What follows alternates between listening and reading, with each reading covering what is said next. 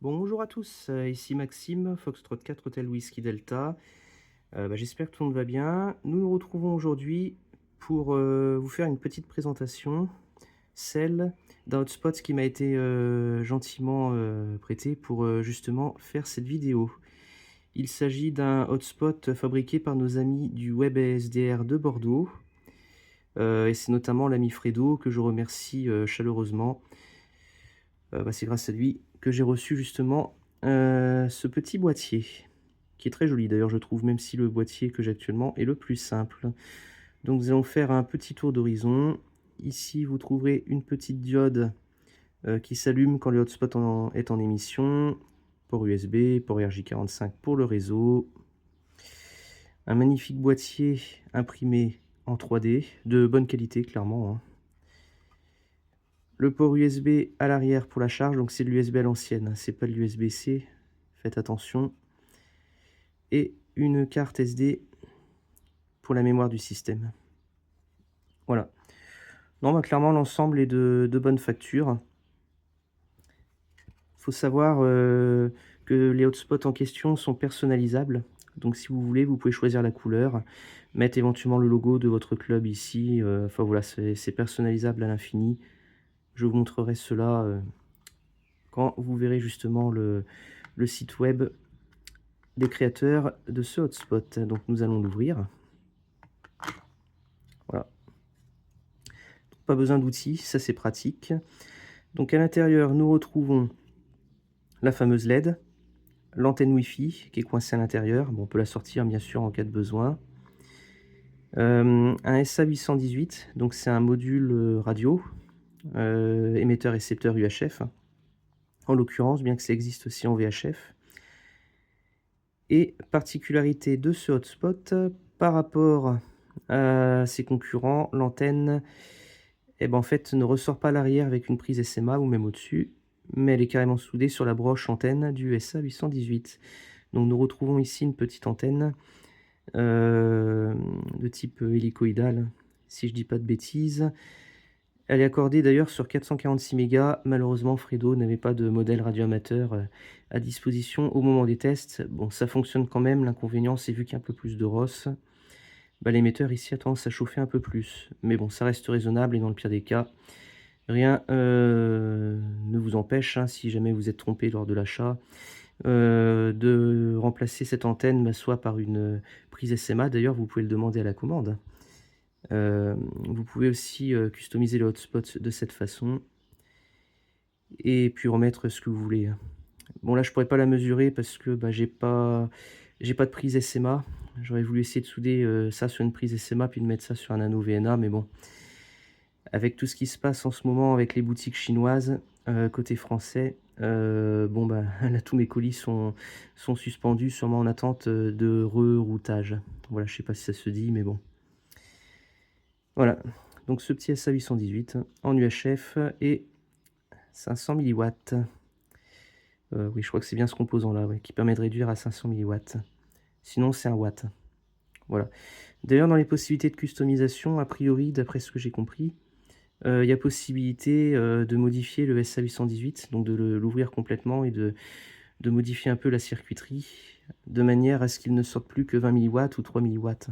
Ça permet de réduire la consommation et éventuellement aussi de limiter un peu les QRM et puis bon, bien sûr, la chauffe. Voilà. Et allez, le plus important, l'ordinateur qui est en dessous, c'est un Orange Pi 0. Donc c'est le même, que l'on trouve par exemple sur les Spotnik ou sur les hotspots, d'Eurolink, si jamais il y a des Roumains, qui regardent cette vidéo, ils ont aussi un hotspot à peu près du même style. Voilà.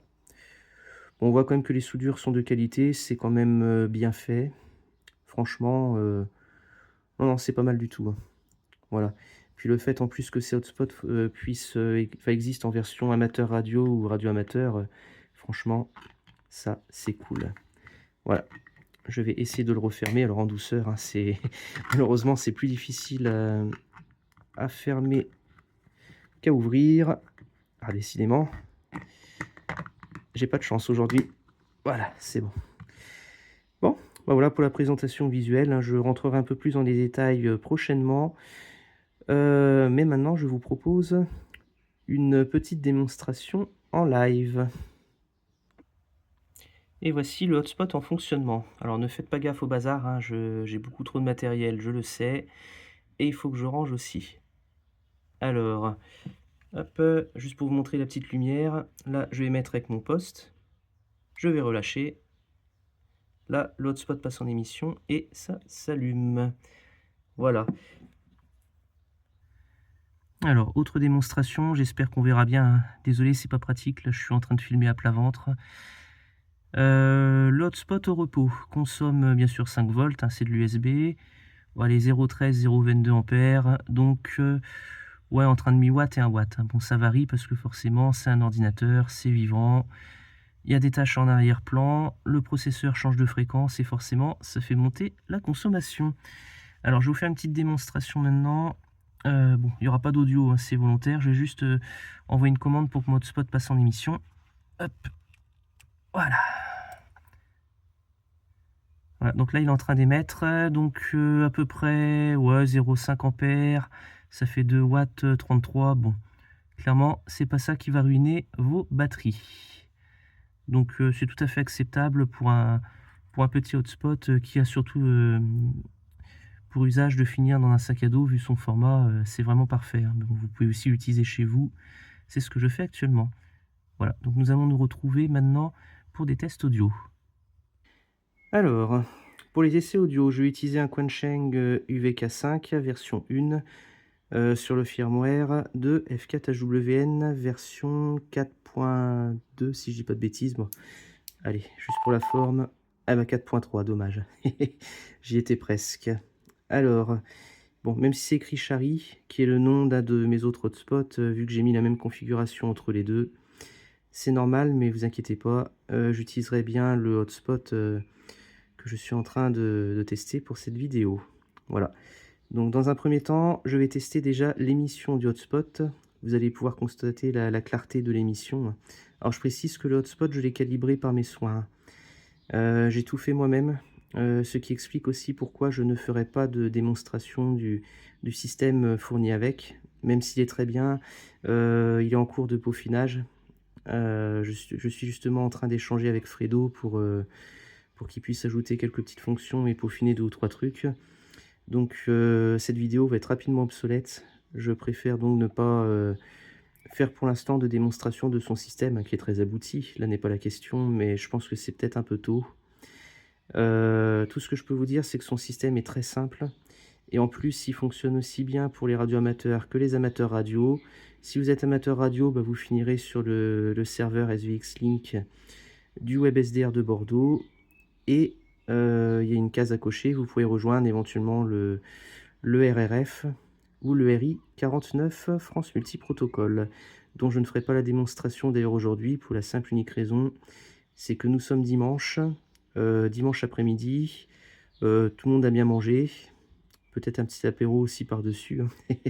Donc je pense qu'il n'y aura pas grand monde en fréquence, donc là on va se contenter du perroquet. Alors, première démonstration, je vais lire les informations SVX Link et vous allez écouter la synthèse vocale. Donc je passe en émission, j'appuie sur étoile. SVX Link, Foxtrot, 4, Hôtel, Whisky, Delta. Il est 15h44. La tonalité est 123 Hz. Pressez 0 plus dièse pour l'aide. Alors, plusieurs choses à dire sur cette démonstration. Bon, déjà, l'audio est propre. Franchement, c'est pas mal. On entend quand même, je sais pas si on a entendu sur la vidéo, hein, parce que j'ai mis un filtre anti-bruit, justement. On entend un léger bruit, un petit craquement ou un petit bruit de mitraillette, mais vraiment discret. Ça, en fait, c'est à cause du Wi-Fi. J'ai mis en place justement le Wi-Fi sur ce hotspot, hein, même si je suis connecté en RJ45. J'ai fait ça de manière à ce qu'il se connecte à mon smartphone quand je suis en déplacement ou notamment quand il est dans mon camion. Bon, là actuellement je suis pas au pro, je suis pas en déplacement, je suis bien au chaud chez moi. Le point d'accès est désactivé, donc forcément il cherche le Wi-Fi et c'est pour ça qu'on entend ce crrrr, ça fait un petit bruit comme ça derrière. Voilà, mais encore une fois c'est discret, mais bon, faut savoir qu'il existe. Et autre chose qui est bien aussi, je vais refaire l'essai, je vais émettre. Aucune queue de squelch, ça fait pas de psh à la fin. Pourquoi? Parce que, bah, justement le hotspot a été bien conçu et j'ai pu, programmer le SA818 et SVX Link, d'une certaine façon, ce qui fait que ce n'est pas le SA818 qui gère tout ce qui est pré-emphasis, déemphasis, ni tous les filtres, mais SVX Link, donc tout ce qui est CT/CSS, hein, je l'ai mis à la fois en émission et en réception. Là-bas, ici, j'ai mis 123 Hz par exemple. Heu, voilà, bah, ça permet justement de limiter les bruits en réception, dont justement la fin de transmission du hotspot. On n'entend plus ce crash de queue de squelch. Voilà, donc c'est un peu technique à mettre en œuvre, je ne vais pas rentrer dans les détails maintenant, mais bon, dans les grandes lignes, hein, pour ceux qui sont un peu, partants pour faire ça, faut gérer le pré-emphasis, déemphasis uniquement sur SVX Link. Vous désactivez tous les filtres et après, bah, vous générez les codes CT/CSS directement dans SVX Link et surtout vous maintenez l'émission, avec un quenching qui est quand même assez lent à la détente. Alors peut-être que les nouvelles versions sont meilleures, il faudrait que je teste à l'occasion. J'ai plusieurs quenching même récents ici, hein, des, équivalents UVK1. Peut-être que là, on peut régler le problème, mais sinon, il faut mettre ça à 1,5 s. C'est long, surtout si vous voulez, faire comme Lucky Luke et breaker rapidement. Mais bon, après c'est pas obligatoire, vous pouvez aussi mettre les réglages par défaut, ça fera psht à la fin de transmission, du hotspot. Bon, c'est un peu fatigant, mais bon, ça reste, de la radio, il faut que ce soit un peu vivant aussi, hein. Voilà, donc maintenant je vais vous faire une autre démonstration, voir comment le hotspot me reçoit. Donc je vais déclencher le perroquet.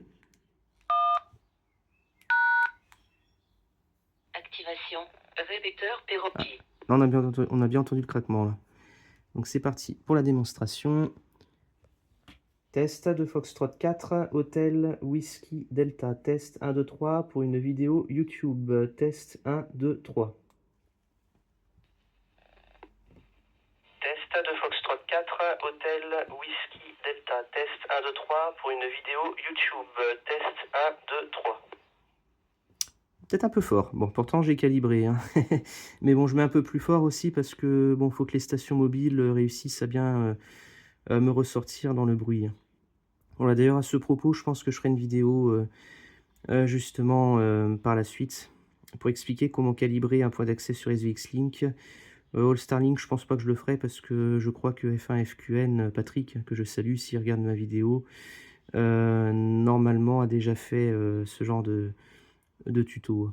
Bon, affaire à suivre, ce sera pour une prochaine fois. Voilà, donc voilà, c'est bon pour les essais audio. Je vais rechercher le hotspot pour la conclusion et vous dire après tout le bien que j'en pense, même s'il y a des tout petits points à corriger. Rien n'est parfait malheureusement en ce bas monde. Voilà, c'est bon. Je l'ai ramené. Alors, conclusion de ce hotspot. Bah, ma première impression, ça fait déjà un mois que je le teste, mais bon. Franchement, je suis clairement emballé. Vraiment très clairement emballé par ce hotspot, il fonctionne bien. Parmi les points forts, bah, déjà la possibilité de le customiser. Donc ça, c'est plutôt une bonne chose, hein. Vous pouvez mettre les couleurs que vous voulez ou un logo quelconque, c'est pas un problème. Il faut voir ça avec, au moment de l'achat, quoi, avec le concepteur. Il y a plein de possibilités, bah, notamment placement d'antenne, puissance aussi, d'après ce que j'ai compris. Bon, il y aura sûrement d'autres choses après qui vont arriver, mais bon, je vais attendre que ce soit fait avant d'en parler. Mais bon, le meilleur est à venir, hein, clairement. La qualité de fabrication aussi, bah, de la carte à l'intérieur est franchement bonne, hein. Les composants sont bien montés en surface, c'est propre. D'ailleurs, c'est pour ça que l'audio est aussi propre, hein. Voilà, parce que j'ai déjà eu l'occasion de tester des hotspots équivalents à celui-là, qui étaient bien, hein, on va pas se mentir, mais bon, franchement, il y avait plus de bruit, de QRM, voilà, ça franchement, je trouve que c'est un très bon compromis, hein. Alors d'ailleurs, pour lutter pour lutter plutôt contre les QRM, j'ai oublié de vous parler du packaging. Quand vous recevez le hotspot, bon, bien sûr, il est bien emballé dans du papier bulle. Vous avez, alors ouais, bien sûr, il est parti tout au fond. Ah, décidément. Vous avez un adaptateur micro SD pour mettre sur votre ordinateur, hein, pour reprogrammer la carte SD, c'est toujours ça de prix. Et vous avez aussi un câble USB et au miracle, un morceau de ferrite pour limiter justement les QRM. Alors j'ai pas mis ce câble tout à l'heure, mais bon, j'en ai un qui est aussi équipé, donc bon, ça marchait bien. Voilà, donc ça c'est plutôt une bonne chose, hein. C'est bien filtré, ça c'est cool. Que dire de plus? Bah, pas grand-chose, hein. Niveau point positif, je pense que j'ai fait le tour. Le système est vraiment bien. Parmi les points maintenant que je dirais, à améliorer, mais bon, c'est vraiment du chipotage. Vous allez voir, hein, franchement, c'est pas grand-chose. Le premier, c'est, comment dire? Après, c'est typique à tous les hotspots basés, justement sur l'Orange Pi 0. Le problème numéro un de ces hotspots, bah, justement, c'est la carte son. Elle a tendance à être d'une qualité, on va dire, un peu moyenne basse, voilà, pour pas être trop méchant non plus. Hem, L'inconvénient, c'est qu'on entend un petit peu en émission, hein. Bon là, on l'entendra peut-être pas avec la vidéo parce que j'ai filtré, mais par rapport à une interface de type Shari, par exemple, bah, on entend qu'il y a un peu de bruit. Il y a un petit bruit de fond quand même. Ça sature très vite aussi. L'audio est vraiment difficile à régler sur ce genre de hotspot de façon précise. C'est possible. Encore celui-là m'a donné de bons résultats par rapport à d'autres que j'ai pu tester avant. Mais c'est un point à prendre en compte. Si vraiment vous êtes comme moi, vous êtes pointilleux et vous voulez de l'hi-fi, sachez que vous allez devoir mettre un peu les mains dans le cambouis.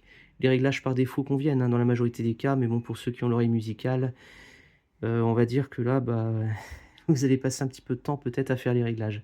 Encore une fois, ils sont facultatifs et par défaut, ça fonctionne très bien. 2e point négatif, je dirais, c'est le choix du micro-ordinateur qui est dedans. Alors d'avoir pris un Orange Pi 0, c'est très bien parce que c'est compatible avec la majorité des distributions du marché, comme le Spotnik, hein, du RRF, la distribution de F1NOU, enfin les distributions, il y en a plusieurs, et aussi celle du WebSDR de Bordeaux. Voilà, c'est un micro-ordinateur qui est quand même assez répandu, dans le monde radioamateur. Le gros inconvénient par contre, c'est que, comment dire? Heu, Ça tourne sur un système qui s'appelle ARMBian, donc qui est basé sur Debian justement. Donc voilà, c'est ce qui est stocké justement sur la carte SD. Le problème, c'est qu'à ma connaissance, officiellement, ils n'ont pas sorti la version 13 de Debian, donc en équivalent ARMBian. Donc, je ne sais pas trop si le projet est encore d'actualité pour ce genre de micro-ordinateur. Peut-être pas. Vu qu'en plus il est maintenant, maintenu ce projet par la communauté, ça veut dire qu'il n'y a plus vraiment de support officiel. Donc, on peut s'attendre à ce que dans un futur plus ou moins proche, en plus le système étant 32 bits, ça risque d'arriver assez vite, bah, qu'il n'y ait plus de mise à jour possible. Alors encore une fois, c'est pour chipoter, ce genre de hotspot n'a pas vraiment besoin d'être mis à jour en permanence. Il est sur votre réseau local, donc bien protégé des menaces du web, donc en principe, il n'y a pas vraiment de risque. Et après pour les mises à jour des SVX Link, bon, ben ça dépend des réseaux. Après, c'est à vous de vous rapprocher de vos administrateurs, éventuellement, si vous voulez, essayer des versions plus récentes d'SVX Link. Voilà. Malheureusement, en France, nous sommes un petit peu en retard, dans ce domaine. Voilà. Bon, encore une fois, c'est pour chipoter, hein. Voilà. C'est vraiment le 2e défaut, mais bon. Là, actuellement, ça fonctionne bien, donc on va pas se plaindre. 3e inconvénient, bien que c'est pas vraiment un inconvénient, il n'y a pas de mode All Star Link natif parce qu'il n'y a pas de carte son CM108. C'est celle de l'Orange Pi qui fonctionne. Donc, si vous voulez All Star, bah, faut bidouiller ou alors prendre la version de F5 NLG qui est très bien pour cet effet. Bon, mis à part qu'a priori, on peut pas changer les salons par code DTMF. Mais bon, il y a une interface qui fait très bien la chose. De toute façon, pour la plupart d'entre vous, vous savez pas ce que c'est All Star Link, je pense, hein, c'est pas trop répandu en France. Donc, bon. C'est pas vraiment un gros problème. En point positif aussi que j'ai oublié de rajouter, c'est que l'équipe technique derrière, justement ce hotspot, c'est vraiment une équipe de passionnés, hein. Je les côtoie depuis déjà un certain temps. Ils sont à l'écoute. À chaque fois que je leur envoie un message, j'ai une réponse. Heu, voilà, ils sont à l'écoute, ouverts aux critiques positives et j'insiste bien sur positives. J'ai déjà fait des suggestions d'amélioration pour ce hotspot et aussi surtout pour le système qui était dedans à l'origine. Et ça a toujours été suivi, hein. Voilà, donc ils sont à l'écoute et ça franchement c'est un gros, gros plus. Voilà, c'est rare maintenant d'avoir des produits, où il y a un tel suivi, derrière. Voilà, donc pour conclure, est-ce que je recommanderais l'achat de ce hotspot? J'ai envie de vous dire un grand oui, franchement ça vaut le coup. Si vous êtes assez nomade, ce hotspot est parfait. Si vous voulez un truc simple, il est très bon aussi. Si vous voulez un hotspot économique, ça reste un bon choix. Actuellement, bon, sachant que nous sommes dans une période inflationniste, ce hotspot coûte 115 €, frais de port compris, en mars, 2026. Donc ça risque de changer avec la Rampocalypse, puis bon, toutes les taxes qu'on va voir sur les colis chinois. Donc bon, ça, c'est à prendre en compte aussi. Mais bon, par rapport à d'autres hotspots, du même acabit, le prix reste correct. Le seul cas de figure où je le recommanderais pas, et encore, je dis bien et encore, c'est éventuellement si vous voulez un hotspot, vraiment, hi-fi, que vous êtes vraiment pointilleux sur l'audio. Dans ce cas, je vous recommanderais plutôt le Shari. Vous l'aurez peut-être dans la même gamme de prix, mais bon, vraiment, c'est pour chipoter, hein. Ce hotspot-là fait très bien le job. Il est compact, donc vous pouvez le mettre, comme je vous ai dit tout à l'heure, dans une voiture, dans un camion, au boulot, par exemple, ou même dans un sac à dos. Il y a rien qui dépasse, donc vous risquez pas de déconnecter ou d'abîmer quoi que ce soit. En plus, la consommation est faible par rapport à d'autres hotspots que j'ai pu tester, notamment le Shari qui est un peu plus gourmand. Donc ça tiendra longtemps sur un battery pack. Voilà. Donc franchement, non, c'est un bel appareil. Je vous le recommande. Si vous êtes à la recherche d'un hotspot qui est bien filtré et qui fonctionne très bien, eh ben, c'est clairement ce hotspot qu'il vous faut. Voilà. De toute façon, je vais vous mettre, un lien, justement vers la boutique. Alors au moment où j'écris, enfin non, pas j'écris pas, mais je fais cette vidéo, la boutique n'a pas, vraiment de système de commande, de type PrestaShop ou autre. C'est à l'ancienne, il faut envoyer un mail, et bah, envoyer, toutes vos demandes, bah, justement au concepteur et puis, bah, après, vous vous occupez, de ça avec eux. Voilà. Bon, ça va être résolu bientôt, mais bon, là, c'est encore en phase de développement. Mais bon, les hotspots, en question fonctionnent très bien. Ils ont déjà été vendus à de nombreux exemplaires et ils supportent aussi les environnements, entre guillemets, «un peu hostiles», parce que j'ai eu vent de hotspots comme ça qui ont été vendus, à des radioamateurs habitant en outre-mer. Donc bon, là, il y a souvent de la chaleur et de l'humidité et ça fonctionne très bien. Surtout la chaleur, hein, qui est l'ennemi de ce genre d'appareil puisque le SA818, ça a tendance à chauffer quand même. Voilà. Bah, d'ailleurs, à titre perso, j'ai même envie de vous dire que je vais peut-être me faire un petit plaisir et l'acheter. Comme ça me permettra de le conserver. J'ai plein de hotspots, mais c'est vrai qu'un hotspot comme ça, je le vois très bien dans mon camion. Je pense que ce sera parfait et vu que ça vibre pas mal forcément dans une cabine, de camion, je pense que ça, ce sera beaucoup mieux que ce que j'utilise, jusqu'à présent. Voilà. Et bah, voilà les amis. Bon, bah, j'espère que cette petite vidéo vous a plu, que ça vous motivera, pourquoi pas, à l'acheter, hein. Si vous en avez besoin, n'hésitez pas. Que vous soyez amateur radio ou radio-amateur, ce hotspot est fait pour vous. N'hésitez pas à le préciser lors de la commande, hein, si vous voulez un modèle 446 ou 432 ou même 144, hein. De toute façon, je vous mets tous les liens dans la description. Et bah sur ce, je vous souhaite à tous une excellente journée. Toutes mes amitiés, 73, et à très bientôt.